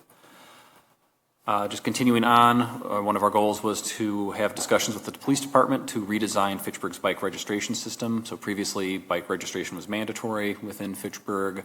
It was not enforced, and in talking with the police department, I think it was fairly clear that the purpose of it was really for the recovery of stolen bicycles. So in 2021, working with the bike committee, working with the Common Council, repealed the mandatory bike registration and instead replaced it with a voluntary registration system with one of two national bike registration services, Bike Index or 529 Garage, which those are national groups. So if your bike was stolen, your serial number lived on a spreadsheet in the police department, which was great if the city of Fitchburg Police Department recovered your bike, but if Verona got it, they may or may not have access to that. So now it's with a national service and much more likely to have your bike be recovered if it's stolen. Work with Public Works on road construction and detours. We've been having regular updates from Public Works at our meetings and providing input and feedback from the commission. And then also assisting the neighborhood hub with the bike pump and skills track, and that has been incorporated. And you actually see the photo there from about probably a week and a half ago of what it looks like right now. And the two items up above are those are examples of the stickers you could put on your bike if you were to go through one of those two services. We are having a working group established to pursue the Gold Bike Friendly Community rating. That's still a work in progress. We're hoping to be seeking that designation. Regular conversations with Fitchburg Police Department on safety and policies. I would say that's something that is a work in progress, and we're hoping to potentially get the Fitchburg Police Department to attend our meetings a little more frequently. And then assessing bike parking across Fitchburg, and that's actually something Bike Fitchburg has been working on, maintaining a complete census of public bike parking in Fitchburg, but is also a work in progress because there's always bike parking being added or removed. Steve, if you had anything to add there. Yeah, right now we have a backlog of parking to catalog and map. We take pictures of the parking so we can analyze its type and the number of stalls, and the geotags allow us to put them on a map. And that process again will peak as we approach our bicycle-friendly community application, which our 4-year award expires in June of 27. All right. And I'll briefly go over just some of our partner successes. So Bike Fitchburg distanced at Pick Me Up at the Border, which was last Friday. I think it was a very good success. So for anyone who isn't familiar, that is a ride from Fitchburg down to the Illinois border and back. And there's a picture included from the ride on last Friday. Steve, if you know how many people attended that? Yeah, we had 40 start. We had 50 some register. 48 register. We know of 3 people who made it all the way to the border and back. People can choose their own speed and distance. So not everybody goes to the border. There are families who just ride to the border of Fitchburg, where the pavement turns to limestone. There are people that ride to the border of Dane County in Belleville. I personally rode to Monticello, but it depends on your level of fitness and your tolerance of not having any sleep. But it is a unique ride on gravel at night. We don't know of any others in the state. One participant on Friday came from Oshkosh to ride with us. I'll say the distance also depends on whether or not you have a 9-year-old who's tagging along with you and how far they want to go. Another partner success, the Fitchburg Chamber and Visitor and Business Bureau invited us to Bike the Burg. This is their 5th year of their challenge. So they challenge everyone who wants to join in to bike 150 miles over the course of the summer, which they define as April through the end of September. And they will also have their upcoming Bike the Burg wrap-up party, which I mentioned earlier. How do you track that? It's on the honor system. So I personally I have Strava, which I had mentioned before. It's really up to you to track it yourself and self-report how many miles you have. Yeah, I know at least one woman who just took a picture of her odometer back in early April, and will do the same in September, or just look at her odometer in September and then subtract and submit all her mileage at once. The honor system is adequate because there are no cash prizes. The Fitchburg Senior Center and Bike Fitchburg asked us to ride for Joe. So this is a ride that we started a few years ago. So this is I think one of the recommendations that we got from our last bike-friendly community report card was that we needed to do more things for seniors. So we started the Bike Commission, as well as the Senior Center and Bike Fitchburg, started a ride. So this takes place on the first Wednesday of every month. It leaves from the Senior Center. There's usually a couple of distances and typically involves stopping at a coffee shop somewhere along the way. But it's been a really nice activity for seniors who want to get out and bike and just meet other people who are also interested in biking. And I'm not the Joe that is in reference. You are not the Joe. So that was Joe Immelkowski, who was a longtime Fitchburg resident. He was a former Fitchburg firefighter, very active in the senior center, very active in Bike Fitchburg and bike advocacy. And unfortunately, he passed away several years ago. And it was about the same time that we were planning to get the senior rides started, so we thought it would be a great way to honor his memory by naming the rides after him. The Fitchburg Chamber Visitor and Business Bureau gave us some top draft picks. So this is the first year of their draft picks brewery ride. And so the idea was to go from, we started at the Hop House, went to the Great Dane and up to Delta Beer Lab, and then back to Hop House. So got a tour of the 3 brew pubs that exist in Fitchburg. I believe there were about 75 people who attended that, which is really nice for a first year event. And I think people are really looking forward to having year number 2 in 2026. And then finally, the mayor, as well as the chamber and Bike Fitchburg, rode to celebrate bike-friendly businesses. This photos here from our ride with the mayor, as well as honoring the bike-friendly businesses. Again, as I mentioned, we have more bike-friendly businesses in Fitchburg than any other community in the state or the Midwest. And then looking ahead for priorities for 2026 and beyond, we're looking to implement the recommendations from the 2025 Bike and Ped Plan, maybe being a little presumptuous that it's going to be adopted by the Common Council, but I'll just hope for the best there. Also, we will be having a discussion of bikes on sidewalks and potential update of Fitchburg's ordinances. Currently, it is illegal to ride a bike on the sidewalk in Fitchburg, and that's something that we're looking to address. Really? It is. So that is actually one of the recommendations of the Bike and Ped Plan is to update that ordinance. I think there's a state statute that says it's illegal, and so Correct. any municipality can put an ordinance in that makes it not illegal, but by default it is. Correct.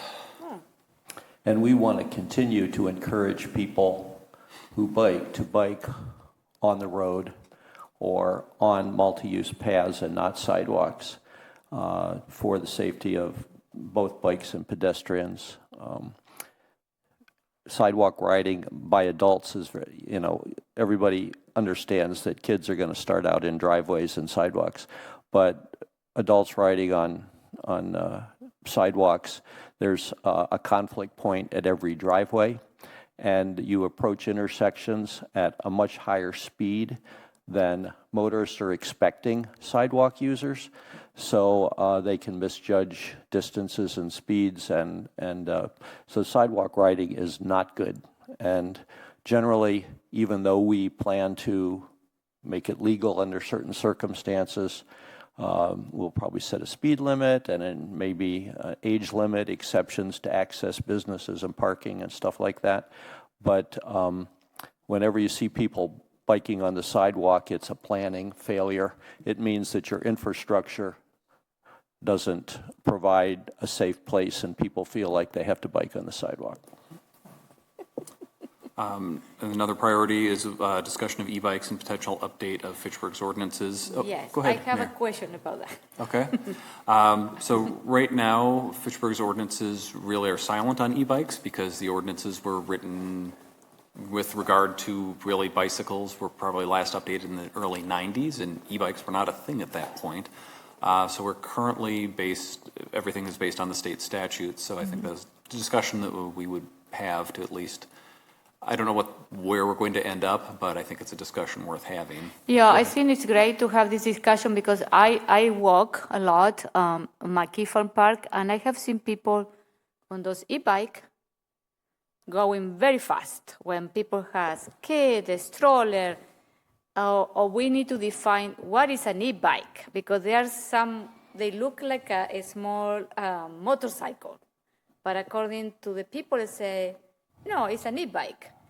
So what is the speed limit in the, I would say that we need to have that conversation because I have seen it in person, and it can be very dangerous. This is a conversation we've already started having with the Parks Department about what's appropriate on our mountain bike trails. I know there have been some conflicts there as well. The state helpfully already classified e-bikes into 3 categories, and the ones I wonder if what you're seeing, if they look like small motorcycles, they may not be pedal powered. Those technically wouldn't be classified as e-bikes. They'd be more in the moped category. But there are different classes of e-bikes that the state has already helpfully laid out, and there are some existing restrictions on what can be used on what type of trail and at what speeds on state and county paths. Because of the number of state and county paths going through Fitchburg, we've talked about trying to be somewhat consistent with that as best we can. We've had internal conversations that we're hoping will bear fruit in the coming months in terms of proposing some of those ordinance changes Andy mentioned. Okay, good to know. So, Mayor, if you see somebody with no pedals, just call BS. I have a close encounter with one person, and this is why I am sharing this with you. The bike advocacy groups are starting to try to make popular a term of art called e-moto for these high-powered, throttle-controlled things that look like e-bikes but can go 30 or 50 miles an hour. They are, under state statute, motorcycles or mopeds, and so they are not allowed on paths and sidewalks, and they have to have driver's licenses to operate them, and they have to be registered. And right now, because they look confusingly like the Class 1 and 2 and 3 e-bikes, people are getting away with it. And so there needs to be better labeling, better enforcement. It's a multifaceted strategy. And the position of the bike industry is do not regulate power, regulate behavior. Because everybody knows that when you're around Camp Randall on a busy day and someone comes by with a pedal-powered, non-electric bicycle at 20 miles an hour through the crowds, they're being dangerous. So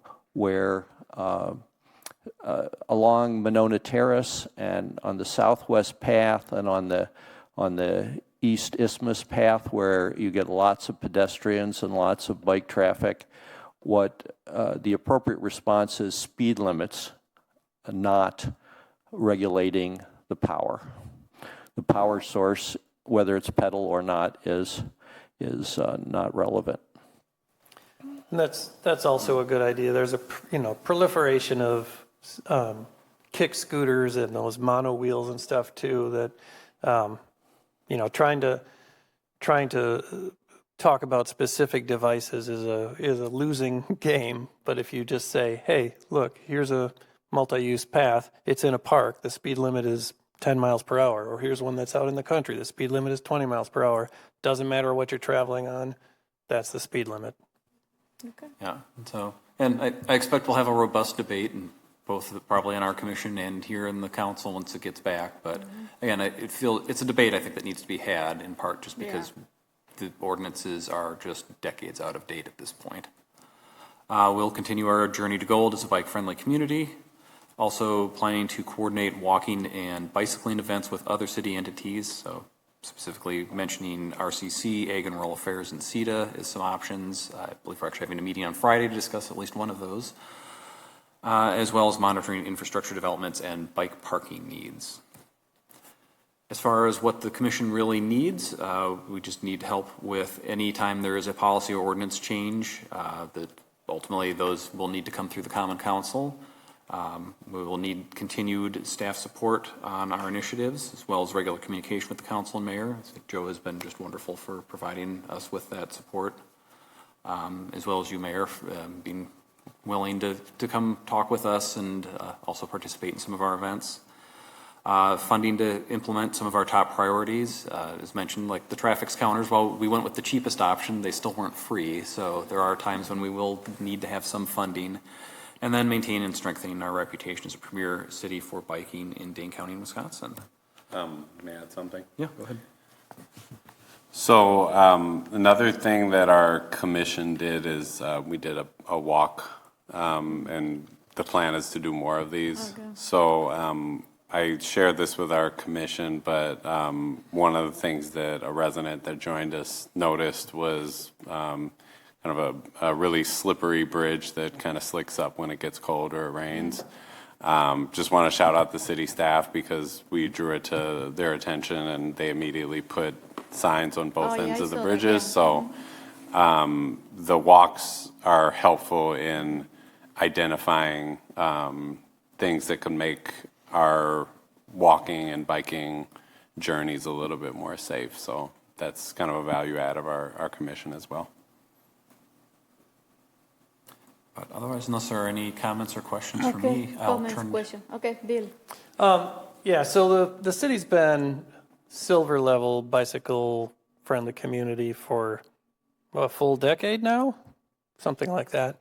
What are, say, the top two things that we need to do in order to advance to gold? I would say one, and Steve, feel free to jump in here, but I would say I'm ready. I think ridership is probably the big one.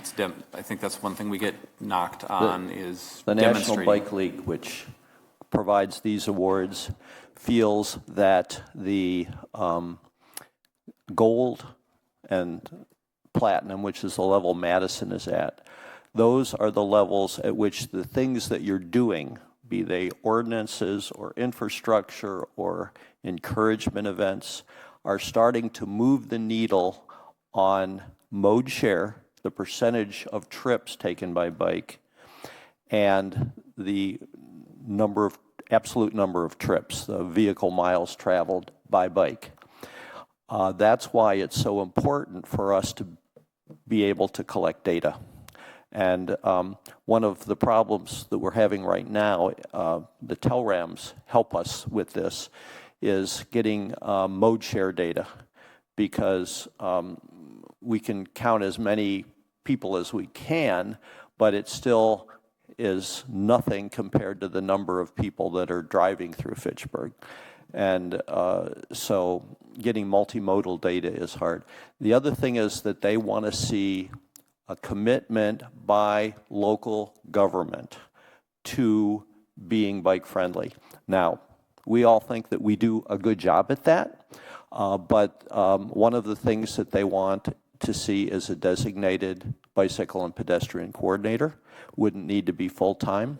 But other things are when we go out and we spend money on things, spend the taxpayers' money on things that improve biking and walking. That's important to them. A really good example is the city has skin in the Transportation Alternatives Grant to put in about half of our B-cycle stations. And so that's real money that we'll be able to point to at our next application. When we put a side path by a busy road, which is important for safety, like we are doing at South Said and like we did at Lacey. Those are the kinds of things that they're interested in.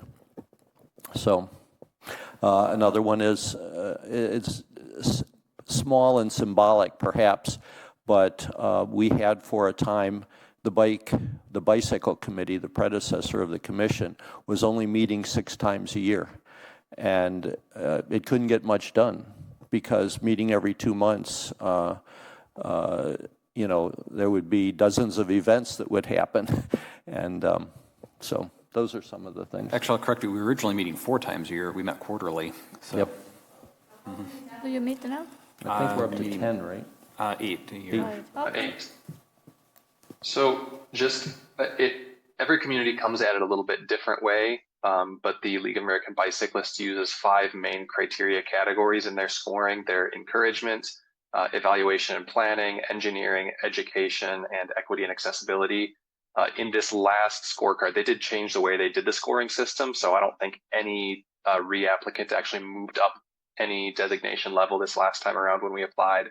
But our lowest scoring categories were education and equity and accessibility. Now, if everything else is at 90% of the possible points, one of those categories could be at 20% and we're still gold. But just kind of looking at the way that they're scoring things, equity and education, I think, are the primary areas where they see the largest number of gaps to address. What does it mean, equity in bicycling? So this is equity in terms of our policies and planning, in terms of our engineering. You know, are we constructing our roads and trails and paths in a way that is creating accessibility for everyone, or is it just kind of prioritizing a few different types of activities in cycling? Equity and accessibility and education. Are you providing educational activities throughout the community, or are you just putting it in one spot and saying, well, whoever can make it here easily, they're the target audience? Those sorts of things. They do have it broken down into 8 or 9 different sub areas within that category. Okay, thank you. Yeah, and I would say with regards to equity, one thing our former committee had spoken about is just making sure that things that relate to the bike network and walking network get referred to this commission. So just a urging to our entire council and staff to consider that when we're putting things on the consent agendas. So Steve Arnold handed out these Bike Fitchburg pamphlets, and they have these 5 E's on here, and there's a section for each one of them.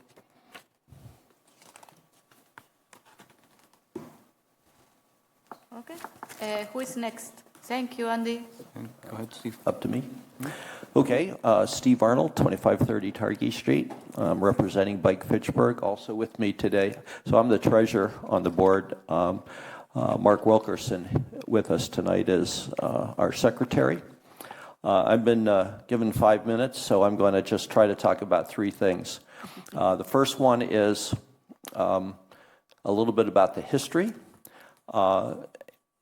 And next one will be about our partnership between Bike Fitchburg and the Chamber and the city. And I'll talk just very briefly about our programs. So when I was on the council and had been elected as mayor, and we were getting ready to put in our application for bicycle-friendly community, where I learned so we were putting in our application for the 2015 award that we got, our first silver award. I was researching best practices for bicycle and pedestrian advisory committees, and there were 2 main takeaways from that. Number one is that you need an inside organization within city government or county or state government, whatever level you're talking about, that can follow open meetings laws, that the council can refer things to, and that everybody can feel confident that they're following chapter and verse of all the proper procedures. And then you need these outside lunatics pushing the envelope. And so in 2015, when I was mayor, I created the ad hoc bicycle committee, and its job was to guide the creation of the 2017 Bike and Ped Plan. When I was no longer mayor, that ad hoc committee went away. At the same time, a new resident of our city, Matt Jones, came to talk to me, and he was an avid biker, and he had degrees in public administration and urban planning. I say, what I need you to do is start a bike and ped advocacy organization. And so that was when Fitchburg Bicycle Advocates, now called Bike Fitchburg, was established in 2015. So we've been around celebrated our 10th anniversary, and subsequently Bike and Ped, the ad hoc committee went away. Later it was established, I believe, under Mayor Richardson, reestablished as the Bicycle Committee, and then last year it was elevated to the Bicycle and Pedestrian Commission. And even though we're called Bike Fitchburg, we also consider walking as part of our portfolio. The other takeaway from that best practices was that you need ideally separate bicycle and pedestrian advocacy groups and advisory committees. The reason for that is that bicycling, like skiing, has an industry behind it, and people use it recreationally as well as for transportation.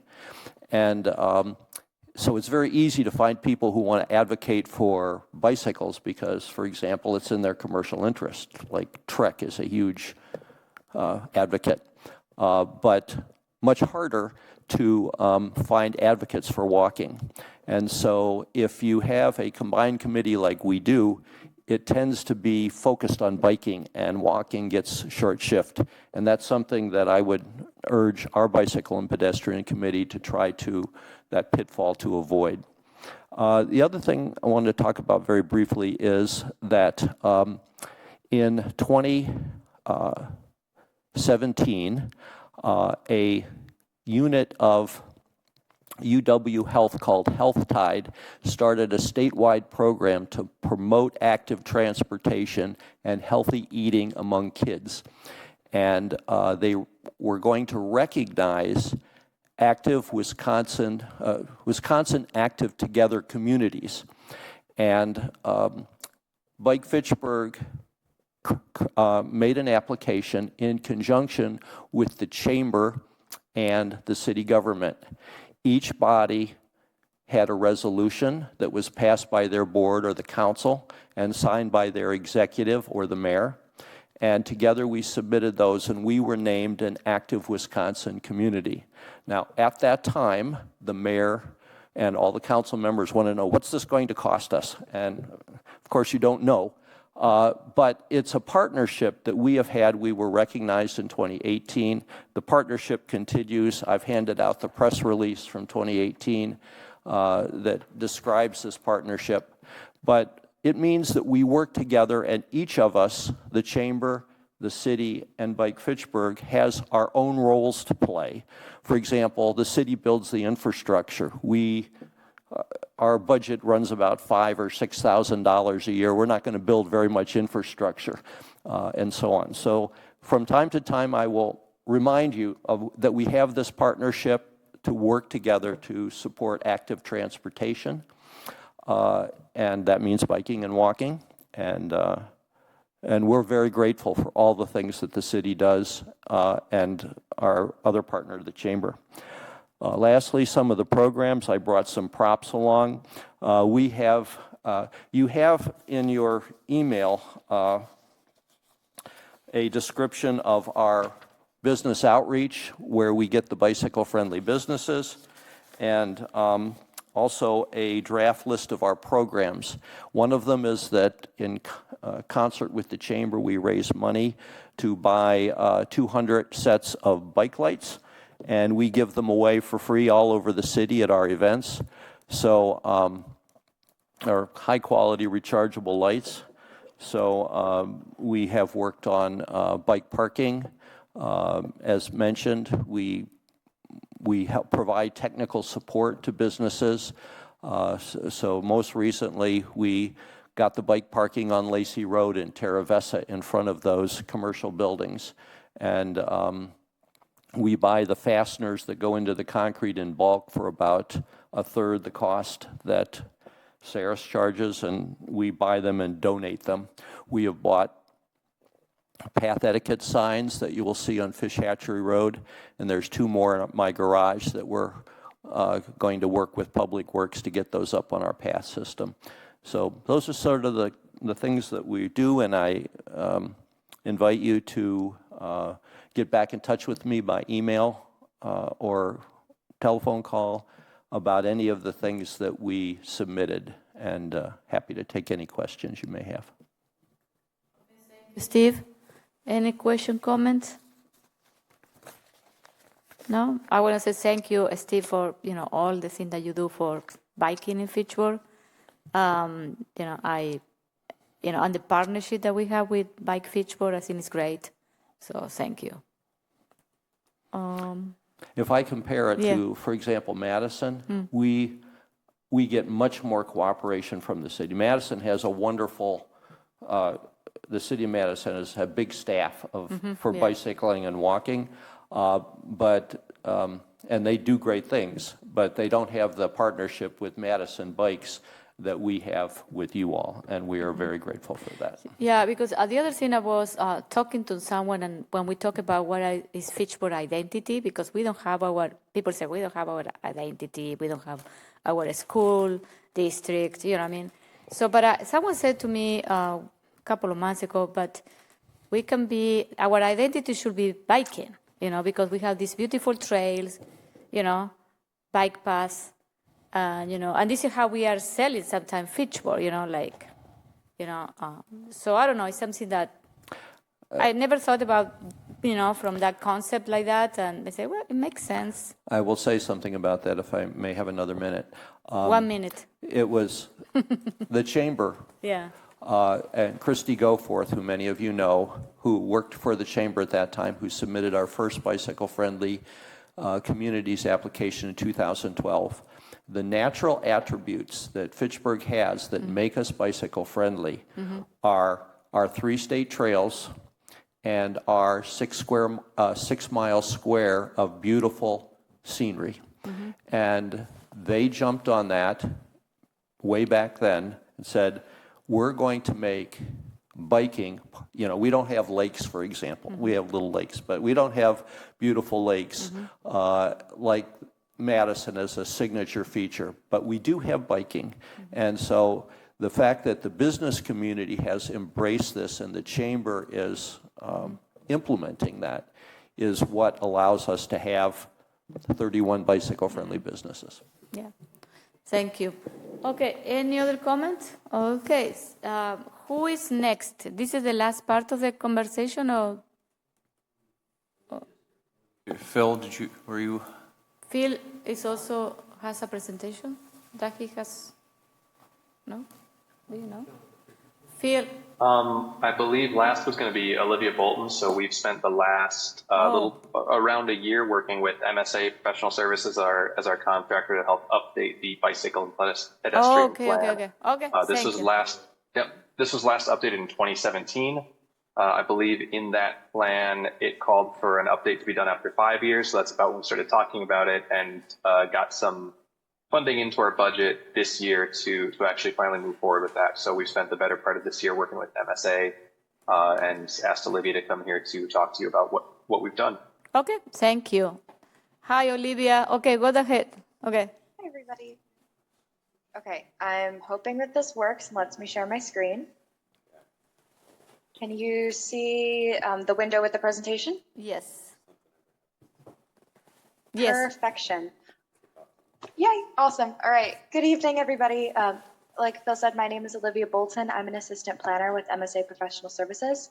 I will try to be brief and just do a quick overview of what we've been working on for the 2025 update of the City of Fitchburg Bicycle and Pedestrian Plan.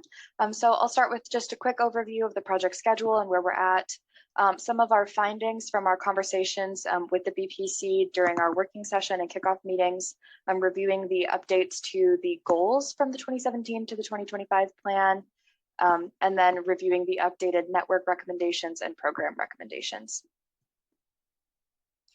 So just as an overview of the schedule, our initial kickoff was in December of last year, where we had an introductory conversation with the commission to identify some strengths, weaknesses, as we began our plan review and deciding what to update moving forward.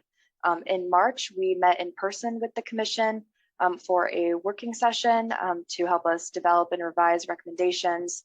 Spent most of the summer drafting the update and then started the review process in August. We're here presenting today and hoping to have the plan adopted as an update in October of this year. So based on that initial kickoff conversation in December of last year with the Bicycle Pedestrian Commission, this is what we heard moving into the update from the 2017 plan. In terms of plan goals, there was a desire to emphasize equity and continued engagement, and also a really strong emphasis that the plan needed to have teeth and continue to have accountable recommendations, removing barriers, creating a welcoming experience, incorporating new developments, and prioritizing actionable, realistic improvements that could be completed within the 10-year span that we're hoping that this plan update can carry forward. Positive feedback, the Commission enjoyed the structure and visuals, the public input section, the bike facility selection guide, which is included in the appendix, safety and facility goals, just a good bones structure overall that just needed to be updated to incorporate everything that's been completed by the Commission since the 2017 plan was adopted. Room for improvement, again, that emphasis on more actionable recommendations, and then emphasizing different types of users and not enough emphasis on pedestrian facilities. And then also to identify the greenway system, routes and connections to destinations and neighborhoods, some of the healthy neighborhoods initiatives, neighborhoods, key shopping centers, and major roadways. One of the in-person activities that we completed during that workshop with the Commission was a mapping activity where we had sticker dots and comment forms, so members of the Commission could place stickers onto a map and then write a comment. And so then we cataloged all that information and categorized it to have something to look at while we were completing the Chapter 3 update of the plan, which focuses on the pedestrian and bicycle networks. Chapter 1 gives an overall look and establishes the plan's goals. And then Chapter 2 digs into more of those existing conditions, and city staff updated all of the GIS mapping for that. So this identifies everything from areas and opportunities to improve connectivity, potential desired future bicycle locations, and then pedestrian safety issues and bike safety issues, which we wanted to make sure that we incorporated into the update of the network. So this, everything highlighted in blue and underlined shows what's been added to the 2025 goals. So the biggest one is that additional goal to ensure equity, prioritizing equitable access to walking and bicycling infrastructure, especially in underserved neighborhoods. Also added kind of sub goals to establish network and programming recommendations that are implementable within the next 10 years. Strengthening connections to adjacent communities, new developments, and historically underserved neighborhoods, including park and recreation facilities, prioritizing primary intersections, and tailoring outreach and engagement efforts to historically underrepresented groups. So for the network recommendations, the 2017 plan categorizes the bicycle network into essentially two groups. One is the primary routes, which are more commuter focused, are higher speed, mostly on-road facilities, but can include off-road. And then neighborhood routes, which are through more suburban areas, are often so streets or within areas that don't have sidewalks. So would need some sort of traffic calming. What we've done is we've essentially added kind of an overlay to the primary routes that we're calling safe and comfortable, which emphasizes the main connections through the community that are meant to be used by either families or those who are more new to cycling that may be a little bit more intimidated by the higher speed primary routes. A lot of those have already been built. You can see it kind of follows some of the major trails that run through the city. So yeah, we've just kind of added that as an overlay. These different tiers of network then translate to the specific types of facilities that are recommended. So on primary bike routes, strongly recommended facilities are cycle tracks or separate lanes, or they can be a shared use path. A conventional bike lane is recommended, and then paved shoulder is only recommended in areas outside of the urban service area, versus a neighborhood bike route, which is on this map in that lightest blue color. It would likely be the slow streets, traffic calming, or a shared lane. And then that safe and comfortable, we want to have the highest degree of separation from motor vehicle traffic. So those would be strongly recommended to be shared use path and trail whenever possible. And if in situations where that is not possible or ideal, strongly recommending a combination of both a cycle track that's separate from the road and sidewalks to ensure that pedestrians are also having their needs met. We also identified, based on feedback from the BPC, some areas for potential bicycle amenity improvements, which could include anything from bicycle parking, rest areas, repair stations, or safety boxes in intersections. Our updates for the pedestrian routes, we've added the overlay for that safe and comfortable because everything within that network we're assuming will be incorporate some sort of pedestrian traffic, whether that be on a shared use path or as a sidewalk in combination with a cycle track.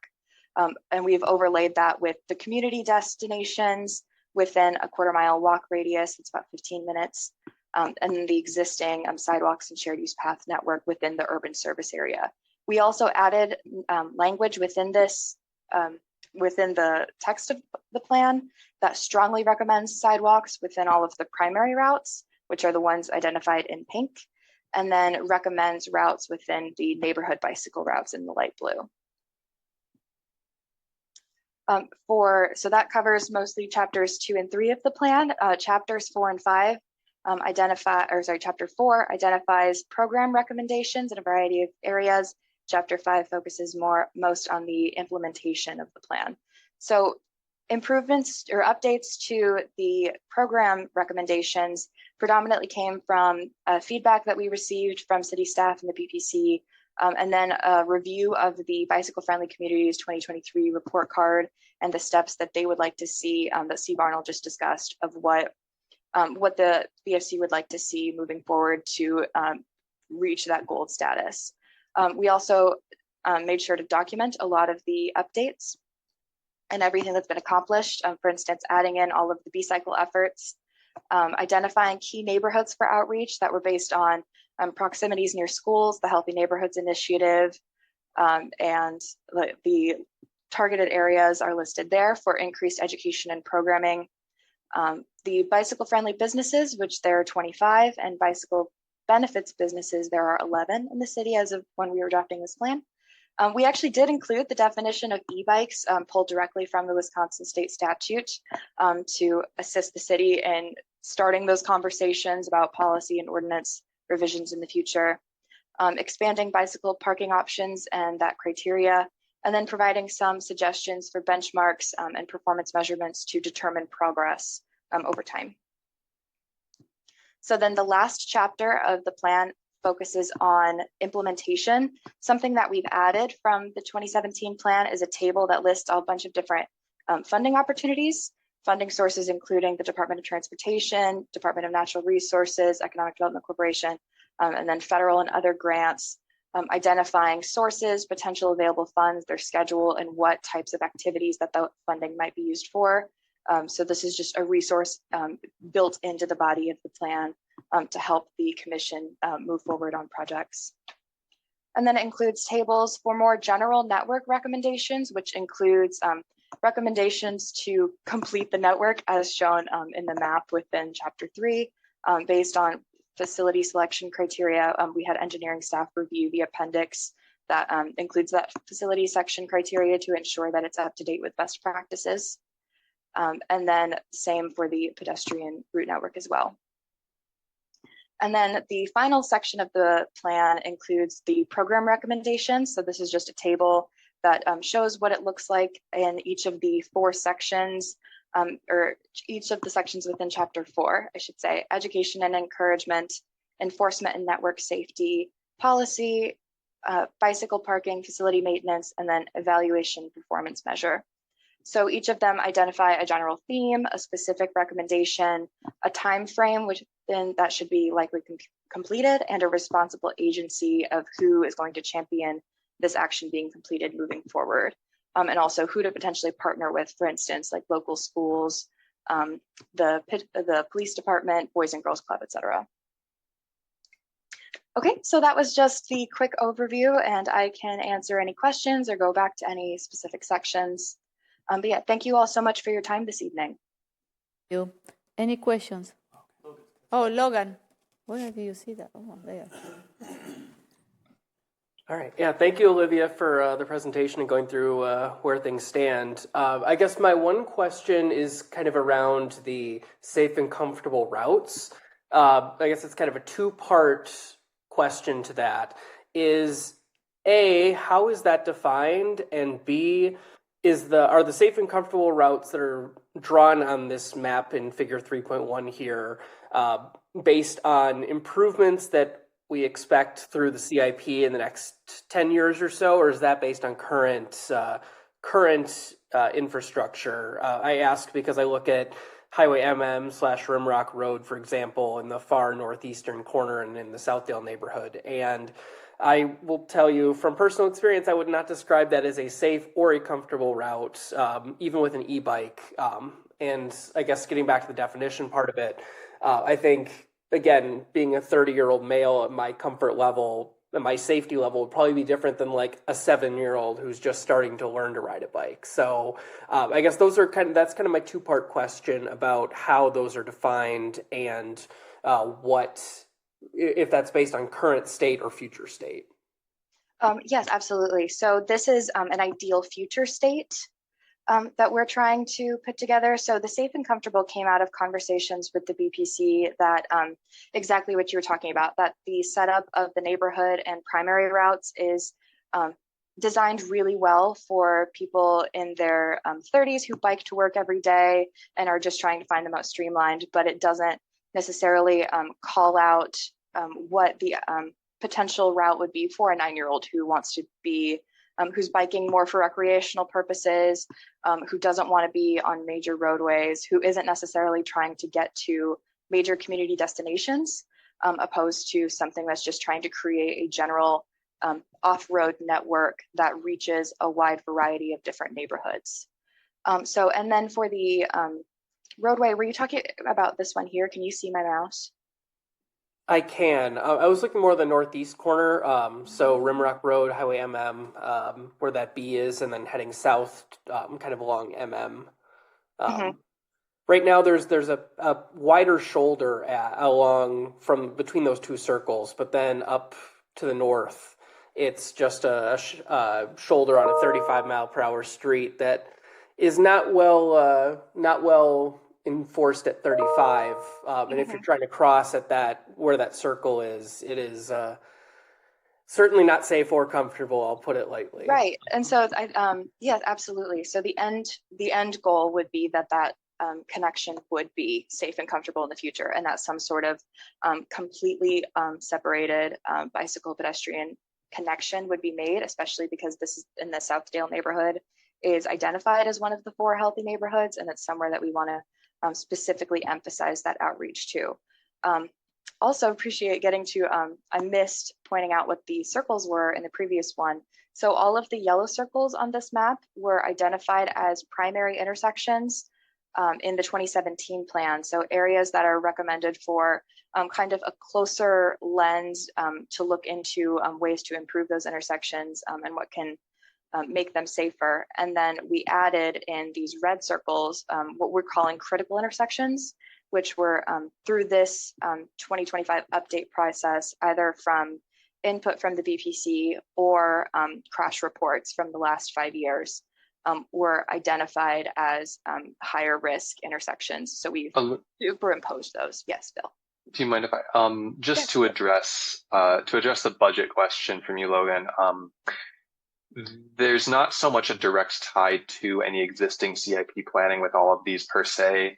It's more that this is laying out an ideal future bike network scenario that we would hope would inform CIP conversations and decisions. I know that that Ross Kaler and Andrew McFadden and other predecessors in that role looks to the 2017 Bike and Pedestrian Plan to help plan out their conversations within the department about what funding priorities were. I know that Ross has looked at some grant funding opportunities for that particular corridor on MM, looking at whether we can create like a sort of elevated cantilever boardwalk above the wetlands or something else. But these are conversations we have had, and the hope is that this updated map of bike and pedestrian network recommendations would kind of form the basis for the next stage of conversations.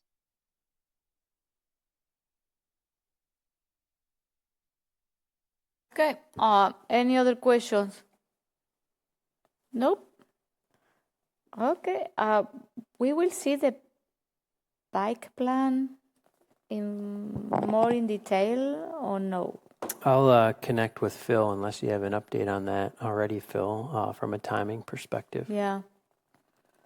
I don't. I believe one of the three committees that we're looking to have this referred to doesn't have their next meeting scheduled yet, so I'm waiting for that to be on the calendar so that we can get a referral sheet put together. But we are planning to have this before the year end, isn't it? Before. I'm sorry? We are planning to have before this the before year end, ideally. Yeah. Okay. Ideally, I was hoping this month. I know that we've talked about having this referred to the equity committee, and I don't believe they have meetings scheduled yet. So I held off on creating this resolution until we know when we can get it in front of equity. Okay. So we need to find out. Yeah. Okay. Okay. Okay. Thank you. Any other question, comments? No. Okay. So thank you, Olivia, for your presentation. Thank you for all the. Thank you so much, everybody. Participants. It was very educational.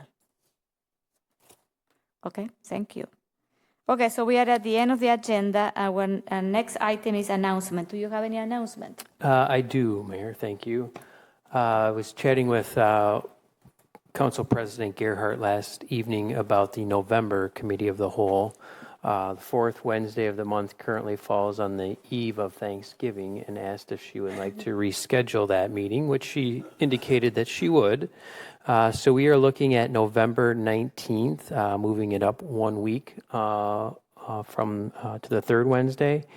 And I want to kind of get at least a preliminary show of hands, and I will follow up with an email to the council to confirm availability. But if you are able to indicate now whether or not you think you would be available for a meeting on the 19th, that would be helpful. I'm not seeing a whole lot. Possibly won't, but what's the topic? One of the topics that we actually would look to incorporate would be related to filling the vacant position that Alder Vafadari had announced last evening. So just very briefly, the process that is involved here, we were discussing today with timelines, and ultimately we need to work backwards from a committee of the whole meeting in order to fulfill our obligations under both statute and ordinance. So, for instance, we need to post notice of the vacancy on 3 consecutive weeks in the State Journal. Folks would have 14 days from the time in which the last publication was done to submit the required information to demonstrate their interest in being considered for the vacant position. And then the city clerk would need to review that information and share that with the Common Council. And then within 14 days of that information being shared with the Common Council, we need to have a committee of the whole in order to interview the prospective candidates. And then ultimately the Common Council would vote to appoint somebody at the council meeting immediately following that. So I know that we're missing 2 council members. I'm wondering if you could send out a poll, and I would put a recommendation for December 3rd if we can. That would be my request. Move the November meeting to December 3rd? Okay. What?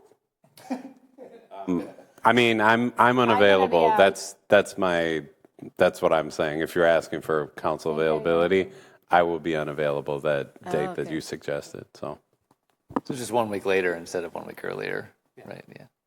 the committee of the. Okay, but I need to clarify because I am, okay, so moving the committee of the whole to December 3rd. That's what Alder Maldonado had And then we have, potentially.